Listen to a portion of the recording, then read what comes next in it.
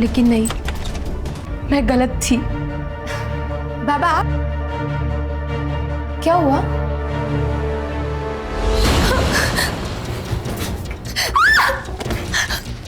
बाबा छोड़ो मुझे, छोड़ो,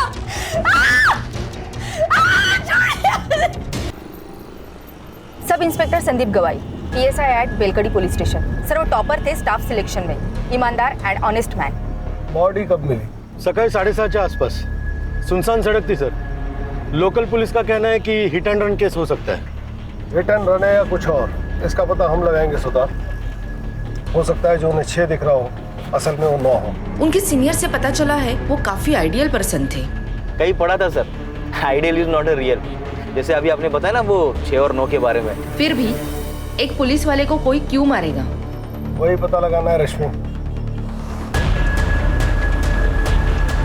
अरे आप हमें रोक क्यों रही हैं? क्या हुआ है यहाँ? साहिबा तो जाना। सर बताइए यहाँ पे क्या हो रहा है? सर बताइए यहाँ पे क्या हो रहा है? पीछे हटिए, पीछे हटिए, पीछे हटिए। रुको, देखिए मैं पत्रकार तो हूँ नहीं जो यहाँ वहाँ की बातें सुन के स्टेटमेंट बना दूँ। पुलिस वाला हूँ, अभी अभी आया हूँ, जांच करूंगा, उसके बाद ही कुछ कहूँगा। रवि साहब, यह है Vijay Sharma. Hello sir. Sub inspector Rashmi आणि एपीआय सिद्धार्थ। काय वाटतंय नितिन? सर विश्वास बसत नाहीये, हमारा तो पूरा डिपार्टमेंट शॉक है। आज सवेरे कुछ बच्चे लोग यहाँ खेलने आए थे, उन्होंने इन्फॉर्म किया। सर देखने में तो ये हिट एंड रन का केस लगता है, और वहाँ वो टायर के निशान देखे तो लगता है सर कोई मीडियम साइज का ट्रक या तो फिर टेम्पो होगा।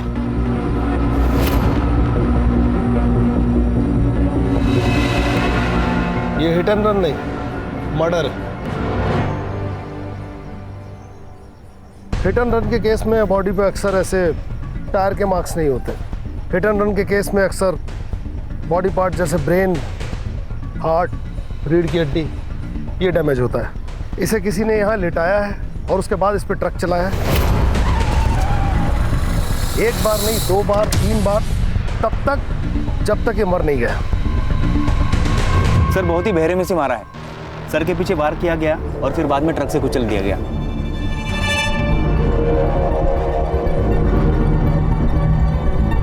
सर ये फोन मिला है। ठीक से चेक करो इसे।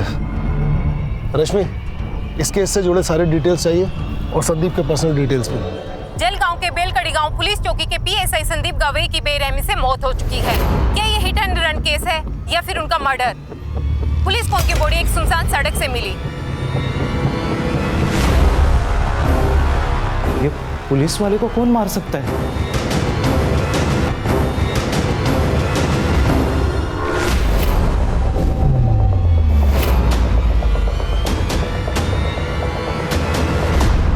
अरे कोई मुझे बताएगा क्या? मुझे क्यों लाए हो यहाँ पे?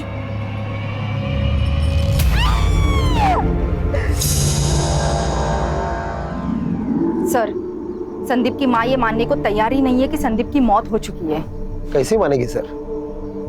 संदीप के सिवा उसका दुनिया में कोई नहीं था। अगले हफ्ते संदीप की शादी थी। नितिन सर, शादी में सिर्फ लड्डू खाने मत आना, 2 दिन पहले सब काम करने के लिए आना है। हो काकू, पक्का आऊंगा, नक्की। काकू बोल के मस्का मत लगाओ। आना है मतलब आना है। ये देखो मेरा बेटा आ गया। आप लोग नहीं आएंगे ना तो ये शादी के फेरे भी नहीं लेगा। तू यहाँ भी शुरू हो गई। अरे सॉरी आप प्लीज, तू चल घरी। अरे मी नाही बोलत होते नितीन सर, हळदीला पण यायचं। अरे मला सांगू दे, असं काय करतो तू? संदीप ऐसे किसी केस में इन्वेस्टिगेशन कर रहा था जिसमें उसकी जान को खतरा हो? नहीं सर, पर हाँ वो प्राइवेटली कुछ ढूंढ रहा था, उसके बारे में मुझे कुछ नहीं पता। हाँ सर, 3 महीने पहले सर का यहाँ पोस्टिंग हुआ था, तब से मैं उनके साथ हूँ, लेकिन मुझे भी पता नहीं चला कि वो आखिर ढूंढ क्या रहे हैं। नितिन, तुम्हारे हिसाब से संदीप ऑनेस्ट, स्ट्रिक्ट और उसूलों वाला इंसान था, फिर ये लुका छिपी क्यों? ऐसा कौन सा केस था जो उसने तुम्हें बताना भी जरूरी नहीं समझा? सर, कल शाम 7:30 बजे प्रिया साठे नाम के किसी लड़के ने संदीप को कॉल किया था। मैंने कॉल लॉग चेक किए तो पता चला कि पिछले 4 दिनों से उनकी कंटिन्यूअसली बातें चल रही थी। संदीप के फोन की पूरी CDR मुझे चाहिए। जी सर। कौन है प्रिया साठे, जानते हो?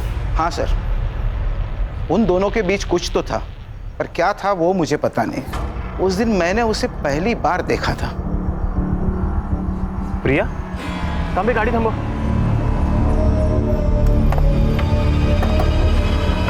प्रिया,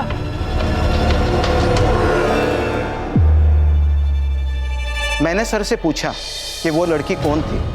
तभी उन्होंने मुझे बताया कि वो उनके कॉलेज की पुरानी फ्रेंड थी। लेकिन दूसरी बार जब मैं ड्यूटी खत्म करके घर जा रहा था,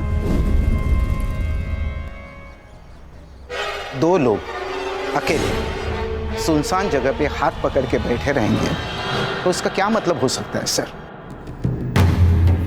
बाद में मुझे पता चला कि प्रिया शादीशुदा है। 1 साल पहले ही उसकी शादी हो चुकी है। मैंने उन्हें बहुत समझाने की कोशिश की, पर आखिर में जूनियर हूं सर, मेरी कौन सुनेगा?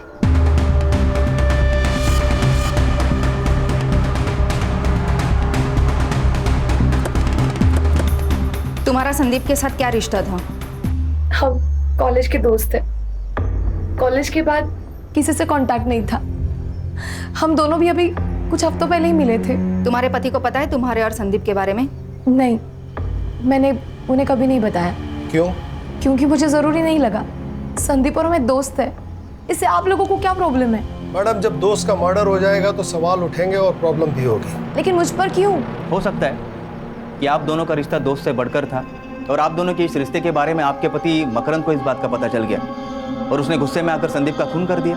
ये आप क्या बोल रहे हो? धोखा अक्सर मतलब पूरा होने के बाद ही दिया जाता है। ऐसा कौन सा मकसद था मैडम जो संदीप ने पूरा कर दिया था? बंद कीजिए ड्रामा। संदीप मेरे भाई की तरह था। तो आपके भाई साहब के बारे में आपके पतिदेव को आपने क्यों कुछ नहीं बताया? क्यों सब छुपा के रखा? म्हणजे काहीतरी होतच ना। ऐसा कुछ नहीं है। मकरंद से मैं प्यार करती हूँ और हम दोनों खुश हैं।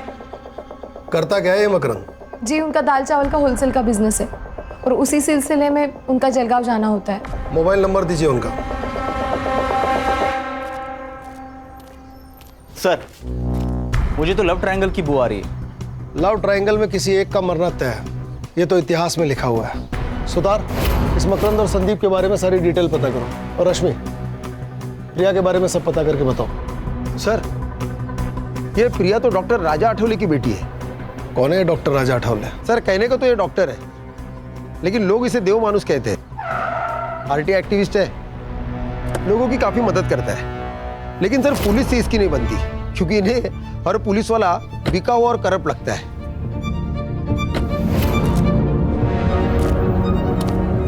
अरे राजा साहब, आप क्या हुआ? क्या हुआ तुम्हें नहीं पता? जब जनता का सेवक ही जनता की सेवा ना करे तो मुझे तो आना ही पड़ेगा ना। ये मंजरी है, इसके पुरखों की जमीन को एक लोकल गुंडा हड़पना चाहता है। इसने कंप्लेंट दी पर तुम लोगों ने कोई एक्शन नहीं लिया। दरअसल राजा साहब, वो हुआ ये कि क्या क्या वो क्या मतलब? ये विधवा है तो इसकी कंप्लेंट को तुम सीरियसली नहीं लोगे? ये मत समझना कि अकेली है, इसका भाई अभी जिंदा है, राजा अठावले। और सुनो, अगर कल तक उस रघु का तुमने कोई बंदोबस्त नहीं किया ना, तो परसों बिना बताए अपना रेजिग्नेशन डाल देना। रश्मि, ये तो एक अलग ही एंगल निकल के आ गया। कहीं ऐसा तो नहीं कि प्रिया के पिता डॉक्टर राजा अठावले को संदीप और प्रिया के बारे में पता पड़ गया और उसने गुस्से में आकर संदीप को मरवा दिया? सर, कहने को तो बहुत कुछ हो सकता है, लेकिन हम उस पर डायरेक्ट डाउट नहीं ले सकते। बड़े चाहने वाले हैं उसके। सर, अगर वो इन्वॉल्व है तो पूरे सबूत के साथ जाना पड़ेगा। कहाँ है इस डॉक्टर साहब और देव मानुष का क्लिनिक?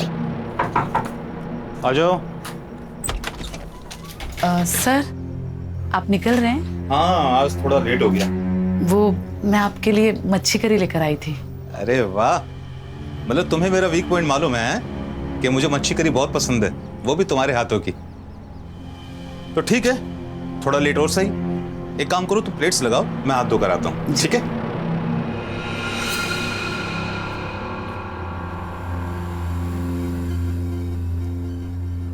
अरे वाह, खुशबू तो बहुत अच्छी आ रही है।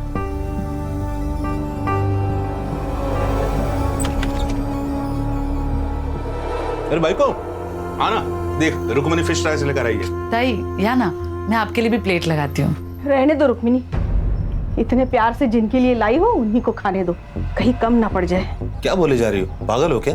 आप क्यों भूल जाते हैं कि आपका एक घर है, बीवी है, परिवार है जो आपके लिए वेट कर रहा है। पर आप हमारी परवाह किए बगैर यहाँ एक पराई औरत के साथ खाना खा रहे हैं। सर मैं आती हूँ।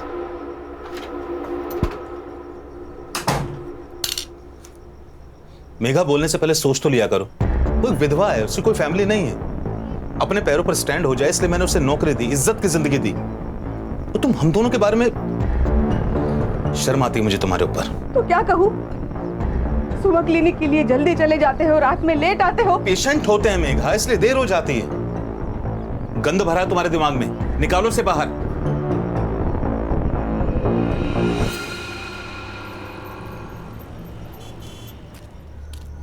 संदीप, संदीप! अरे ताई, तुम्ही इथे? क्या हुआ? तांबे भाऊ आपके सर आज भी टिफिन भूल के आए हैं। मैं उनकी पसंदीदा भिंडी बनाई थी, वो लेके आई हूँ। कहाँ है संदीप? वो ताई, वो अभी पेट्रोलिंग के लिए गए। तो एक काम करो तांबे भाऊ, उसको फोन करके बुला लो। मैं तब तक खाना लगाती हूँ। फोन नहीं लग रहा काकी, आप खाना रख दीजिए, मैं उसे बता दूंगा। फोन नहीं लग रहा है? ठीक है। बड़े साहब, आप ना उसे याद से खाना खाने के लिए बोल देना, भूल जाएगा नहीं तो। तांबे भाऊ, खीर खाई छिया? सर, आपने झूठ क्यों बोला? उन पर क्या बीत रही है इसका अंदाजा हम नहीं लगा सकते। कभी कभी दिल से भी सोचना पड़ता है। सर, संदीप के पहले और कुछ अभी के केसेस देख रहा था। देखिए क्या आता है। देव मानुस ने मेरा बलात्कार किया है। किसने की है कंप्लेन? सर वो तो मालूम नहीं, क्योंकि ये कंप्लेंट शिकायत पेटी में पड़ी थी, लेकिन जिस औरत ने ये कंप्लेंट की वो सामने आई ही नहीं। संदीप सर ही इस केस का इन्वेस्टिगेशन कर रहे थे। राजा साहब को छोड़ दो। अरे उन्होंने कुछ नहीं किया। क्या कहा? किसी ने मेरे खिलाफ रेप की कंप्लेंट की? हाँ। अच्छा, एक काम कीजिए, जिसने कंप्लेंट की है उसको यहाँ पुलिस स्टेशन में अभी बुलाइए। सच का सच और झूठ का झूठ सब क्लियर हो जाएगा। देखिए, हम उसे यहाँ नहीं बुला सकते। सर, बाहर बहुत सारी औरतें आई है, नारे लगा रही है, धमकी दे रही है, इन्हें छोड़ने के लिए कह रही है। सर मुझे डर लग रहा है कहीं वो औरतें अंदर ना आ जाए। छोड़ो, राजा साहब को छोड़ दो, उन्होंने कुछ नहीं किया है। ऑफिसर, मेरे पति को सब लोग देव मानुस कहते हैं और आप उन्हीं पर गलत इल्जाम लगा रहे हैं। देखिए, मैं सिर्फ अपना काम कर रहा हूँ। इनके खिलाफ कंप्लेन आई है तो इंक्वायरी के लिए इन्हें यहाँ बुलाना पड़ा। इंस्पेक्टर साहब बिल्कुल सही कह रहे हैं। तुम सभी लोग बाहर जाओ, चलो बाहर जाओ, चलो। इंस्पेक्टर साहब पूछिए, आपको जो कुछ पूछना है। पूछताछ हुई पर कुछ हाथ नहीं लगा। जिस लड़के ने कंप्लेंट की थी वो सामने आई ही नहीं, और फिर केस बंद हो गया। क्या करें सर, इस शहर के आधे लोग डर की वजह से कंप्लेंट ही नहीं करते। ये भी तो हो सकता है कि तुम जैसे डर कह रहे हो हालात वही हो। लेकिन सर, ये भी तो हो सकता है कि वो कंप्लेंट ही झूठी हो। मेरा मतलब है, हर अच्छा काम करने वाले आदमी के दुश्मन भी बहुत सारे होंगे। और सर, आजकल तो हर कोई लड़की ये कहती है कि मेरा रेप हुआ है। क्या बात कर रहे हो सिद्धार्थ? कोई लड़की ऐसा झूठ नहीं बोल सकती, उसके लिए बहुत बड़ी बात है। रश्मि मैडम, फेक एलिगेशंस के कितने केस आते हैं हमारे पास, और इन लड़कियों के फेक एलिगेशंस की वजह से कितने ही लड़कों की जिंदगी बर्बाद होते हुए देखी मैंने अपनी आंखों से। इसका मतलब है हर लड़की झूठी है? मैंने ये तो नहीं कहा ना, मैंने तो बस इतना कहा कि हर लड़की सच्ची नहीं होती, बस। देखो तुम ज्यादा बस साला, हर जगह शुरू हो जाते हो। जब से इंक्वायरी शुरू हुई है तब से इस देव मानुस का नाम दूसरी बार आया है। इसकी और इसके फैमिली की पूरी कुंडली चाहिए मुझे। Yes sir. ये लो। वाओ, कैसे लगे? बहुत खूबसूरत है बाबा। अभी कहाँ खूबसूरत, ये दिखाओ। खूबसूरत तो अब लगेंगे बेटा। अच्छा बताओ, कॉलेज कैसा चल रहा है तुम्हारा? कॉलेज? आई को क्या हुआ? आई क्या हुआ तुझे? तू ऐसे गुस्सा होकर क्यों आ गई आई? अरे कुछ नहीं हुआ, ये तेरी आई मुझसे गुस्सा। क्या है ना, उसे लगता है कि मैं तुझे टाइम नहीं दे पाता। आई, ये सब बाबा अपने लिए ही तो करते हैं ना, सब इन्हें देव मानुस बोलते हैं, पर मेरे लिए तो मेरे बाबा एकदम सुपर हीरो जैसे हैं। सुनामेगा? तुझे कॉलेज के लिए लेट नहीं हो रहा है? ओह हाँ, मैं बैग लेकर आई। हाँ ठीक है बेटा, जल्दी आना, मैं तुम्हें ड्रॉप कर दूंगा ना। वो चले जाएगी। आई, मैं ना आते आते दीदी के घर होते हुए आऊंगी। बाय। चलो बाबा, चलो। हाँ चलो चलो, आओ। चलो मेघा, शाम को मिलता हूँ। देख, तू अच्छे से पढ़ाई करेगी ना, मैं तेरा एडमिशन मुंबई के सेंट मेरी कॉलेज में कराऊंगी। फिर तू मुंबई में रहेगी और वहीं से पढ़ाई करेगी। अरे दीदी, लेकिन उसके लिए तो कितने सारे पैसे चाहिए ना, हम कहाँ से लेंगे इतने सारे पैसे? तो उसकी चिंता मत कर, मैं मैनेज कर लूंगी। बस तू पढ़ाई पे ध्यान देना। और चाहिए? नहीं दीदी, बस हो गया।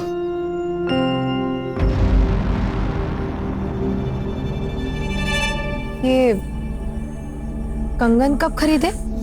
ये तो मुझे आज सुबह ही बाबा ने दिए। कितने खूबसूरत है ना। निकाल कर फेंक दे।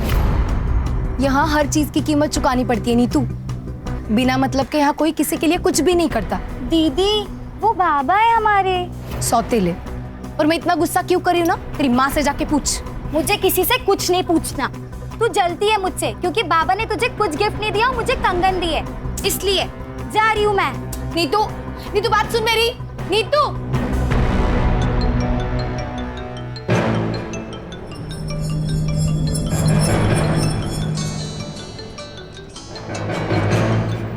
हेलो। देखकर अनदेखा अच्छा कर लेती है तू माँ है या चुड़ैल? शर्म नहीं आती तुझे? प्रिया तू शांत हो जा। कैसे शांत रहूं आई? पहले बालिया, अब ये कंगन, ये सब किस और जा रहा है ना, सब समझ रही हूं मैं। देख, तू चुप बैठ। चुप रहकर ही तो सब कुछ सह लिया, लेकिन नीतू ये नहीं सहेगी। अब तो समझ आई, बचा ले अपनी बेटी को।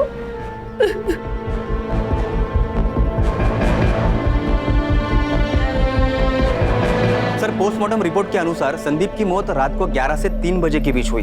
एक्सीडेंट? नहीं सर, आपने बिल्कुल ठीक कहा था। यहाँ सर के पीछे वार किया गया था सर।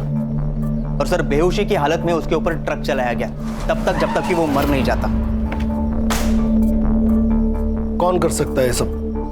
प्रिया, मकरंद या फिर डॉक्टर राजा अठावले? सर, संदीप के कॉल लोकेशन के हिसाब से वो मर्डर वाले दिन रात को 9:30 बजे अपने घर से निकला था और डॉक्टर राजा के क्लिनिक गया था। तब से उसका फोन स्विच ऑफ है। इसका मतलब सर, जो कुछ भी हुआ है वो सुनसान सड़क और क्लिनिक के बीच हुआ है। सुतार, कुछ ज्यादा ही शरीफ नहीं है देव मानुस। एक औरत इसके खिलाफ कंप्लेन करती है, संदीप की मौत इसके क्लिनिक की ओर इशारा करती है। सर, ऐसे साधु संत बाबा बहुत देखे हैं मैंने जिंदगी में। एक बुरा काम छुपाने के लिए 10 अच्छा काम करेंगे। सर, अगर ये दोषी हुआ ना तो सबसे पहले इसको मैं ही मारूंगा सर। मैं मारूंगा? आपको लगता है संदीप को मैंने मारा? हो सकता है। उस दिन रात 10 बजे संदीप आपकी डिस्पेंसरी के आसपास था, फोन भी यहीं बंद हुआ। जो कुछ हुआ यहीं हुआ। देखिए, मेरा क्लिनिक मार्केट के बीचों बीच, और जहां तक मेरी बात है, मैं लगभग रात को 9:40 पर एक पेशेंट विजिट पे गया था। पेशेंट का नाम? शोभा वैद्य। रश्मि, शोभा वैद्य से मिलो और इस डॉक्टर अठावले की उस रात की लोकेशन वेरीफाई करो। या तो ये बहुत बड़ा शातिर है या फिर सच में देव मानुष। हो सकता है कि सर, शिकायत पेटी की कंप्लेंट जेन्युइन हो और उसका इस केस से कोई रिलेशन ही ना हो सकता है।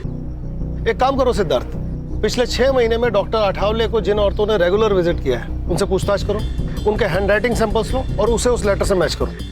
ये इस केस को नई दिशा दे सकते हैं। पिछले 6 महीने में जो भी सुसाइड और मिसिंग केस हुए हैं उन सब की फाइल तांबे से लो, कुछ ना कुछ जरूर मिलेगा।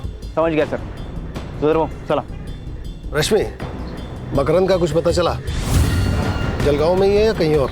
पता नहीं सर, पिछले 24 घंटे से उसका फोन स्विच ऑफ आ रहा है और उसकी last call location बेलकड़ी bus stand थी। ये दोनों मियाँ बीवी मिलके कहीं हमें घुमा तो नहीं रहे? ये प्रिया के पास चले सर? तुम जाओ और जो मैं कहता हूँ वो बोलो। मुझे नहीं पता मकरंद कहाँ है। और तुम्हें कोई परेशानी नहीं है? मतलब तुम्हारा पति गायब है पर तुम्हारे चेहरे पे कोई चिंता नजर नहीं आ रही है। प्रिया, तुम संदीप को अपना दोस्त मानती थी ना, तो यही वक्त है अपनी दोस्ती निभाने का। मैं जानती हूँ संदीप के जाने का सबसे बड़ा दुख तुम्हें हुआ है। कुछ तो गलत हुआ है उसके साथ। वो बहुत खुश था। तू ही चॉइस कर ले यार। संदीप, मैंने सिर्फ उसकी फोटो देखी है, मैं तुम्हें सजेस्ट कर सकती हूँ। चॉइस तो तुम्हें ही करना पड़ेगा। हम एक काम करते हैं, ये तीनों ले लेते हैं। अच्छा, इतना प्यार? अभी से इतना प्यार करोगे ना तो तुम्हारी बीवी तुम्हें जोरू का गुलाम बना के रखेगी। संदीप एकदम परफेक्ट पति था, जैसा हर लड़की चाहती है। क्या तुम्हारे और मकरंद के बीच में कोई प्रॉब्लम्स थे? मुझे ऐसा लग रहा है कि तुम मकरंद के साथ खुश नहीं थी। बोलो प्रिया, मैं यहाँ तुम्हारी मदद करने आई हूँ। हमारी शादी को 1 साल हो चुका था। मकरंद बच्चे के लिए एकदम डेस्परेट हो गया था। एक दिन हम डॉक्टर के पास चले गए तो पता चला कि प्रॉब्लम मुझ में है, मैं उसे बच्चा नहीं दे सकती थी। उसी दौरान संदीप की पोस्टिंग यहाँ पर हो गई थी। उसे मैं अपने सारे प्रॉब्लम्स बताती थी, लेकिन मैं जानती थी कि मकरंद इस बात को नहीं समझेगा, इसलिए संदीप के बारे में मैंने उसे कभी कुछ नहीं बताया। संदीप का मर्डर और मकरंद का गायब होना, इसमें कुछ तो कनेक्शन हो सकता है प्रिया। तुम जानती हो मकरंद कहाँ हो सकता है? मकरंद का हमेशा जलगांव आना जाना होता है। वहां पर उसका जो दोस्त है अजित देशमुख, शायद उसे कुछ पता हो। देखो सर, इन दोनों की हैंडराइटिंग भी मैच नहीं हो रही। सर, मेरी उत्तरा बीमारी से तंग आ गई थी सर। रात रात भर रोती थी, उसे जीना ही नहीं था, इसलिए उसने खुदकुशी कर ली। उत्तरा राजा आठवले की पेशेंट थी, हो सकता है कि बात कुछ और हो। एक मिनट, आप राजा साहब पर शक कर रहे हो? अरे देव मानुस है वो। मैं आज जो स्कूल में क्लर्क की जॉब कर रहा हूं ना, उनकी वजह से मुझे और उत्तरा को हमारे बुरे समय से उन्होंने निकाला था। देखिए सर, मुझे इस बारे में आपसे कोई बात नहीं करनी, आप प्लीज जाइए। मेरे पति को मरे बहुत साल हो गए सर। ये कौन सा एप्लीकेशन फॉर्म है? क्या है ना मैडम, हम ग्राम पंचायत से आए हैं। वो क्या है ना, सरकारी कामकाज रहता है तो रोज नए नए फॉर्म, नए नए कागज लगते रहते हैं। बस अब हाँ, आप बस ये फॉर्म भर कर दीजिएगा, बाकी हम लोग देख लेंगे। हाँ बस, हाँ, ये लीजिए।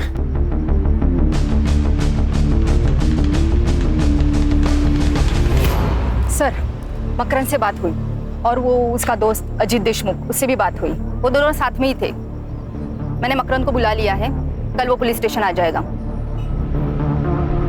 अरे बैठ ना मकरंद, सुधर भाऊ दांड का घ्या जरा आपलं. क्या रे? हाँ? 3 दिवसापासून फोन बंद करूं बसलायस. तेरे को क्या लगा तू फोन बंद करके बैठेगा तो तेरे को हम भूल जाएंगे? हाँ, तेरे को पकड़ नहीं पाएंगे. बोल सच सच बता, क्यों भागा था घर से? क्या करता मैं उस घर में रहकर? मुझे उस प्रिया की शक्ल भी नहीं देखनी थी. उसने धोखा दिया है मुझे और मेरी फैमिली को. मतलब? प्रिया कंसीव नहीं कर पा रही थी, इसलिए हम डॉक्टर के पास गए. स्कैन किया, जब मैंने रिपोर्ट देखी तो मैं पागल हो गया था. इतना बड़ा धोखा. हाँ, जी करता है ना तुझे यही मार दूं मैं. तेरे पास यूट्रस ही नहीं है तो बच्चा कैसे होगा? ये क्या कह रहे हो आप? मुझे कुछ समझ नहीं आ रहा है. 2 साल पहले ही तेरा यूट्रस निकाल दिया और तू कहती है तुझे कुछ भी पता नहीं. पागल समझा है मुझे? जानवर हूं मैं जो तेरे बाप ने मेरे सामने ये मांस का टुकड़ा डाल दिया?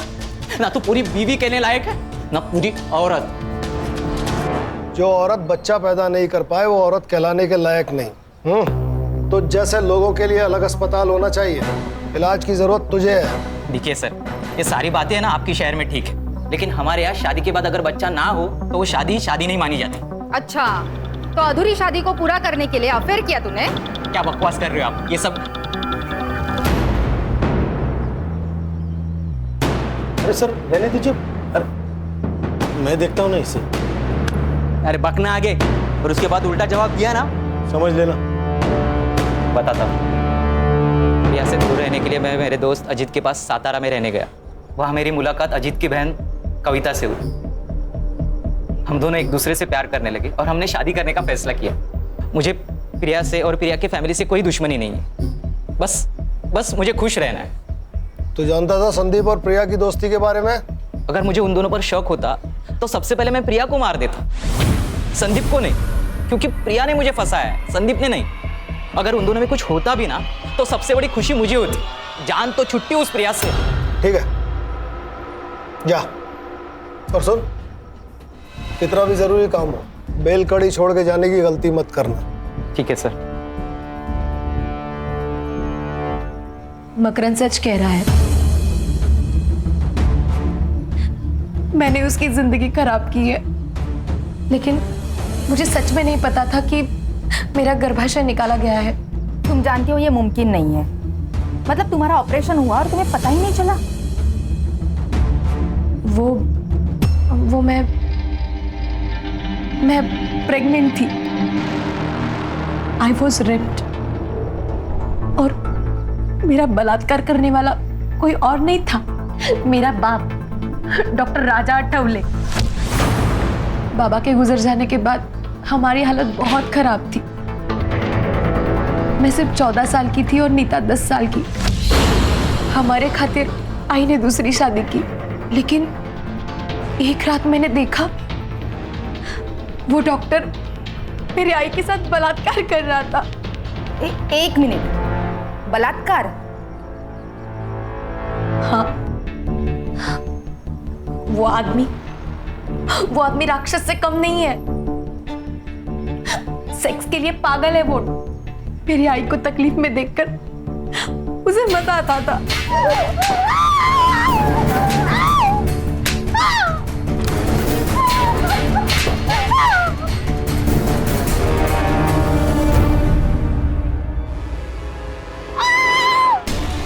वो चीखती थी, चिल्लाती थी, लेकिन वो रुकता नहीं था। मुझे उससे बहुत डर लगता था।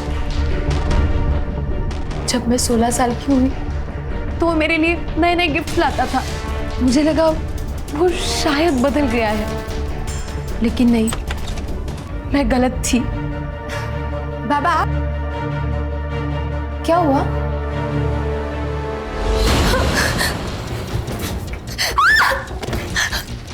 बाबा छोड़ो मुझे! छोड़ो! तुम्हारी माँ को ये सब पता था? हाँ, फिर भी वो चुप रही। मुझे पता है ये सब बहुत गलत है, पर अगर डॉक्टर साहब ना होते तो हम किसी रोड पे खड़े होते और आता जाता हर कोई तुम्हारी इज्जत से खेलता। यहाँ पे तो बस एक ही मिट्टू चपोड़े हाथ जोड़ते, किसी से कुछ मत कहना, कुछ मत कहना। फिर 2 साल मेरे साथ ये रोज होता रहा। जब मैं प्रेग्नेंट हुई तो आई ने मेरे अबॉर्शन के साथ मेरा गर्भाशय में निकलवा दिया, और ये बात मुझे मकरंद से पता चली। बहुत गुस्सा आया था मुझे। क्यों आई, क्यों? मुझे लगा था शादी के बाद मेरी तकलीफ कम हो जाएगी, लेकिन तूने मेरी शादी भी तोड़ दी। मकरंद मुझसे अलग होना चाहता है, मैं क्या करूं? हाँ, फिर से तेरे पास आके रहूं और बार बार तेरा पति मेरा रेप करे? यही चाहती है ना तू? यही चाहती है ना?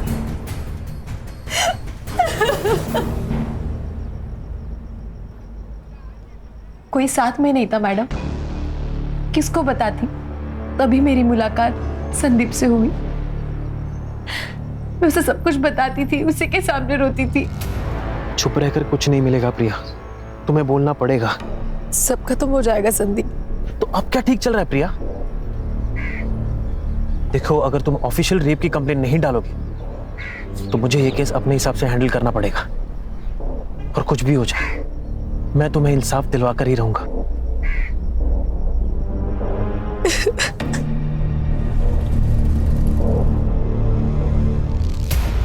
वो मुझे इंसाफ दिलाना चाहता था। इसके पहले ही संदीप कुछ करता, किसी ने डॉक्टर के खिलाफ रेप की कंप्लेंट शिकायत पेटी में डाल दी। केस फाइल हुआ, लेकिन हुआ कुछ नहीं। इसलिए मैंने उसको सब सच सच बता दिया। डॉक्टर राजा आठवले असल में डॉक्टर है ही नहीं। आई ने मुझे बताया था कि वो सतारा में लैब टेक्नीशियन था। 12 साल पहले वो जलगांव आया और फिर उसने डॉक्टर की प्रैक्टिस की है। संदीप इसी की इन्वेस्टिगेशन कर रहा था।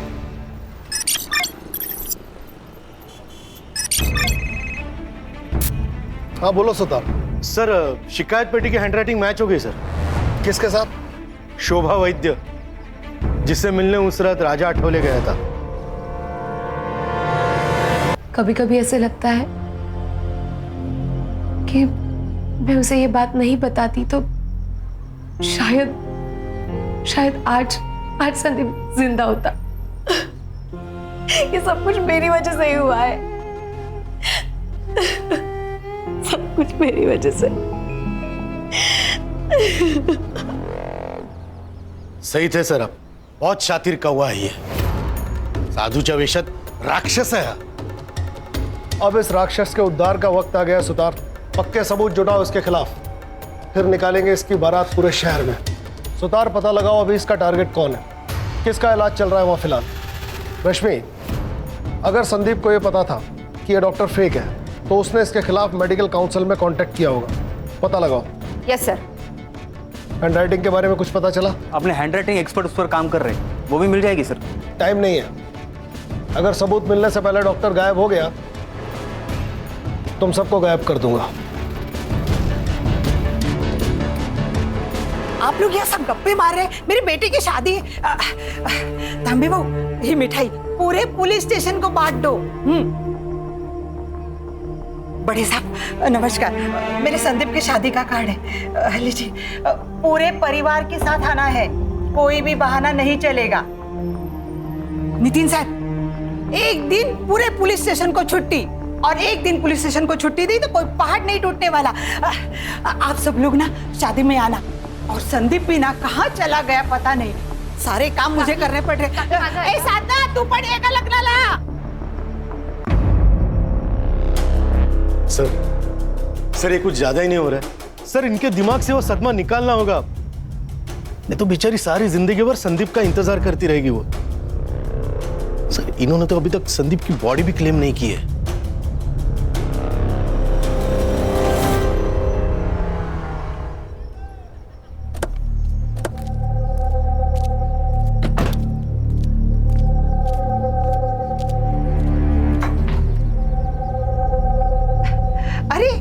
आप सब लोग आ गए, बहुत सारे काम पड़े हैं।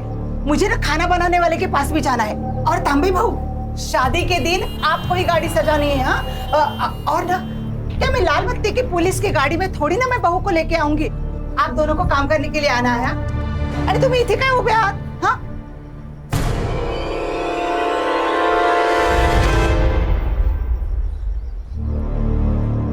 क्या हुआ? ये तो सो रहा है। संदीप का एक्सीडेंट हो गया, वो बच नहीं सका। बड़े सब क्या बोल रहे हैं? ये तो सो रहा है। संदीप अब नहीं रहा काकी, उसकी बॉडी डैमेज हो गई है। आज अंतिम संस्कार करना है, आखिरी बार उसका चेहरा देख लीजिए।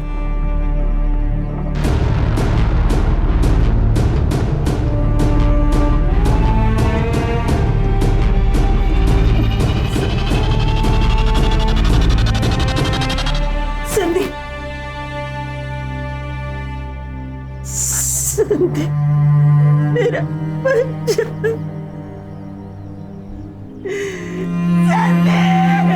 मेरा बच्चा। काकी, रश्मि, रोने दो ना,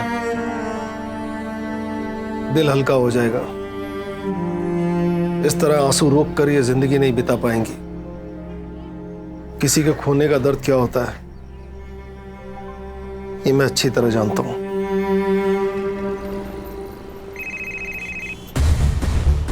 हाँ बोलो सुतार।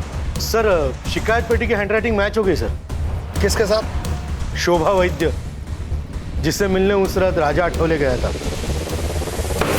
तुम्हारी हैंडराइटिंग इस लेटर से मैच हो रही है जिसमें तुमने लिखा है कि देव मानुस ने तुम्हारा बलात्कार किया है। और उसी देव मानुस ने कहा कि संदीप के मर्डर की रात वो आपके साथ था, आपसे मिलने आपके घर गया था, जबकि आपके फोन की लोकेशन उस रात डॉक्टर के क्लिनिक की थी। और अगर आप क्लिनिक पर थी तो डॉक्टर साहब वहां पर क्या कर रहे थे? सर फुटला आता हा? भांडा फूट चुका है, अब सच बोलिए, नहीं तो ना खून का चार्ज लगाकर ये केस इधर ही बंद कर देंगे अब, और आपको बेटे को आपको मिलने के लिए जेल आना पड़ेगा। मैंने कुछ नहीं किया सर, सिर्फ झूठ बोला है मैंने कि उस रात डॉक्टर साहब मेरे साथ थे। उन्होंने मुझे धमकी दी थी, इसलिए मैंने झूठ बोला। तो अब सच बोल दो। एक दिन मेरी तबीयत खराब हो गई थी, मैं डॉक्टर साहब के पास गई। कुछ नहीं शोभा, बस एक इंजेक्शन लगेगा तुम्हें और ठीक हो जाएगा। है? हाथ दिखाओ। बस सब ठीक, अब तुम्हें आराम ही आराम मिलेगा।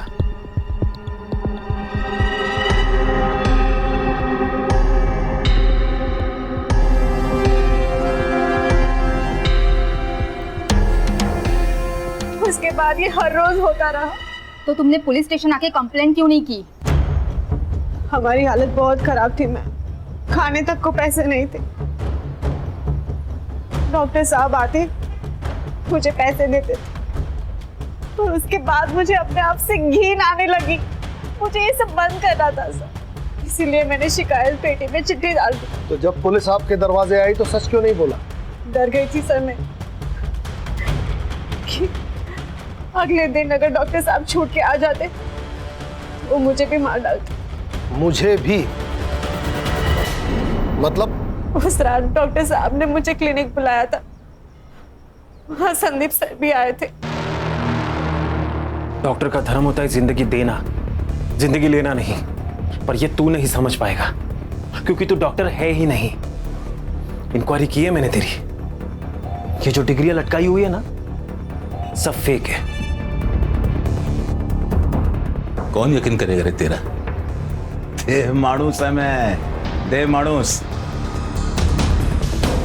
दफा यहां से, तेरा पैसा पहुंच जाएगा स्टेशन में। अपनी बेटी का बलात्कार कर दिया, उसका यूट्रस निकाल दिया ताकि वो फिर से प्रेग्नेंट ना हो पाए। तू देव मानुस नहीं है, तू राक्षस है, राक्षस।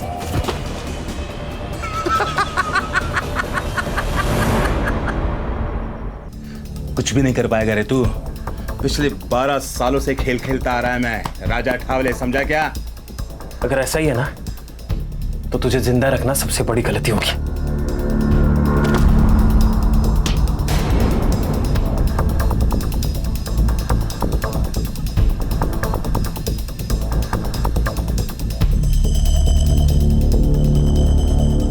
क्यों डर रही है? अरे हमारा नहीं है, बेहोश हुआ है बस। तू फोन दे, दे लवकर, दे दे दे, अरे दे। हाँ सुन, राजा बोल रहा हूँ। किसको कॉल किया था उसने? किसको कॉल किया था? पता नहीं, पर बाद में बोला कि घर जाओ। और जब सुबह न्यूज़ देखा तो पता चला उन्होंने संदीप सर को मार दिया था।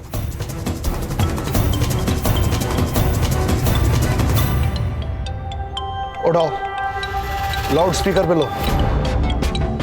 क्लिनिक पर अभी कोई नहीं है, जल्दी आ जाओ अभी तुरंत।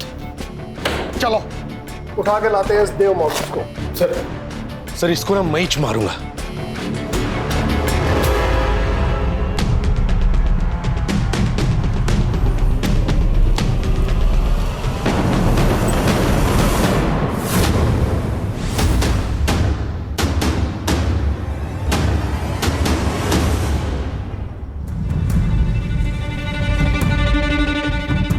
सर, ही इज नो मोर।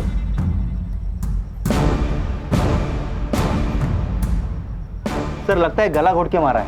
अब इसे किसने मार दिया? हर चीज जगह पर है। इसे जिसने मारा है वो जानता था कि शोभा के बयान के हिसाब से संदीप को इन्हीं में से किसी एक ट्रॉफी से मारा गया है। इन ट्रॉफीज को फॉरेंसिक के लिए भेजो Sutar. Yes sir. Sir Raja ने शोभा को कॉल किया था और उसके 2 मिनट बाद इस सेल पर और एक फोन आया था। किसका? मकरंद का। हेलो, ओके ठीक है सर। ये देखिए, राजा ने उस रात शोभा के फोन से मकरंद के दोस्त अजित को कॉल किया था। इस मकरंद के फोन को ट्रेस पे डालो। सुधार, बॉडी को पोस्टमार्टम के लिए भेजो। उस रात राजा ने शोभा के फोन से अजीत को फोन किया। अजीत का फोन मकरंद ने उठाया क्योंकि अजीत और मकरंद दोनों साथ थे और मकरंद यहां उसकी मदद करने आ गया। सर, मकरंद की लोकेशन मिल गई है।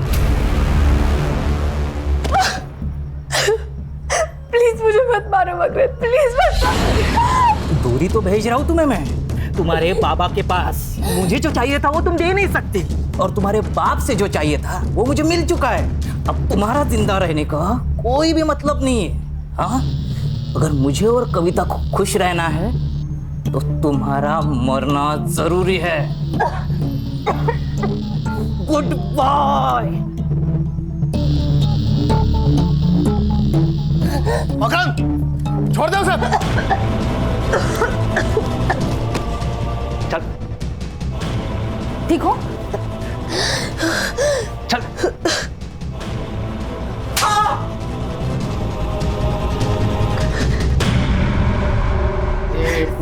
गाड़ी बोल तो गया था पटापट। मैंने और कविता ने शादी करने का फैसला ले लिया था, लेकिन मेरा बिजनेस ही अच्छा नहीं चल रहा था और ये बात अजीत को पता थी। उसने तो मेरे सामने शर्त ही रख दी थी, अगर मेरी बहन के साथ शादी करना चाहते हो तो तुम्हें 25 लाख रुपए जुटाने पड़ेंगे। मैंने तो टेंशन के मारे घर ही जाना छोड़ दिया था, लेकिन मुझे प्रिया का कॉल आया था। उसने मुझे बताया कि डॉक्टर साहब ने उसके साथ जबरदस्ती की थी और उसी की वजह से वो प्रेग्नेंट हुई थी। लेकिन ये बात जब डॉक्टर को पता चली तो उसने उसका यूट्रस ही निकाल दिया था।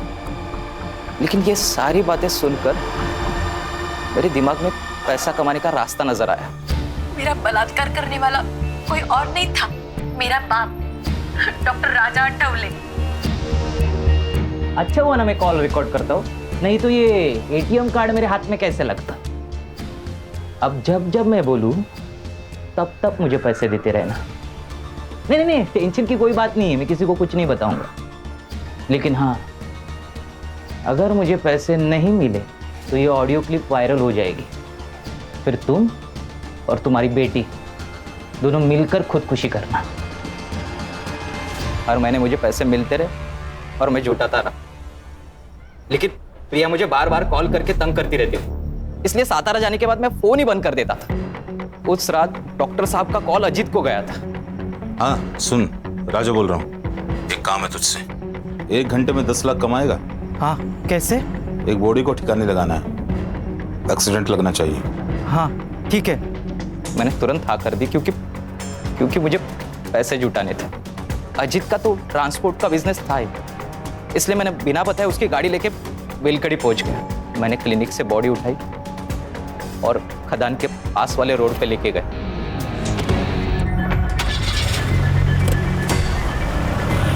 मैं वहां से सातारा लौट गया। सुबह जब मैं बेलकड़ी पहुंचा तो मुझे पता चला कि वो एक पुलिस वाला था।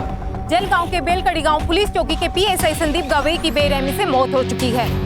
डॉक्टर साहब ने मेरे साथ बहुत बड़ा गेम खेला था, उसकी आइडेंटिटी मुझसे छुपा कर रखी थी। डॉक्टर राजा तुझे बाद में भी पैसे देता था ना, सोने का अंडा देने वाली मुर्गी को मार क्यों दिया? मुझे टिप मिली थी। डॉक्टर साहब ने अपनी जमीन बेचकर 3.5 करोड़ रुपए जमा किए थे, लेकिन जो खरीदार था उसकी एग्रीमेंट होने से पहले ही मौत हो चुकी थी, तो बेसिकली ये पैसा ब्लैक हो चुका था। मैंने सोचा क्यों ना पैसा ये मेरा हो जाए, इसलिए मैंने वो पैसा डॉक्टर साहब से कैसे निकालूं ये प्लान बनाया। मकरंद, मैं तुम्हें 10 लाख रुपए दूंगा, 1 लाख रुपए एक्स्ट्रा भी दूंगा। अरे नहीं चाहिए तुम्हारे 10 लाख, मुझे तुम्हारे 3.5 करोड़ रुपए चाहिए। 3.5 करोड़? हाँ, जो तुमने मुझे धोखा दिया है ना, उसका फुल एंड फाइनल अमाउंट।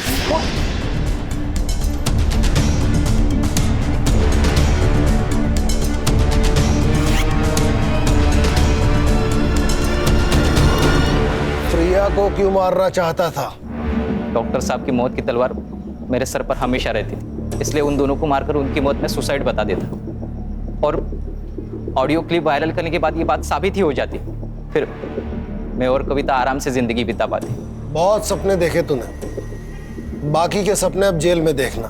कहा था ना तुझसे, तुझे इलाज की जरूरत है, तो जैसों का बस यही इलाज है। चल चल चल चल चल चल छोड़ दो, चल।